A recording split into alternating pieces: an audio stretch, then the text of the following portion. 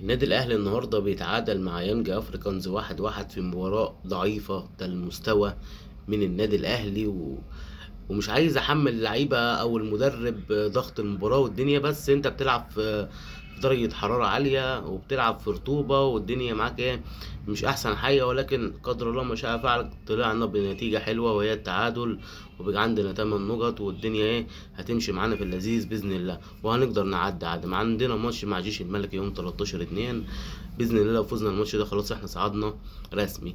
مشكلة إمام عاشور مع النادي الأهلي، الأهلي قفل المشكلة دي خالص بتاتا، قفلها على اللاعب، على الإعلام، على كل حد قادر إن هو يتكلم على إمام عاشور أو في المشكلة بتاعت إمام عاشور دي بأي كلمة. النادي الأهلي قفل الحتة دي خالص.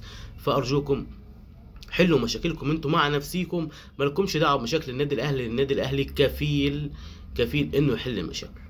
النادي الاهلي مع اول قرار خده النادي الجمهور كله في ظهره. مفيش حاجه اسمها نتقسم نصين والكلام الفاضي اللي بيحصل في الانديه التانية. يا باشا احنا من اول لحظه، لا يا باشا نروح مع السلامه على طول من غير ما نعرف اي اسباب بتاعت امام عاشور ولا اللي هو جاله، ملناش دعوه.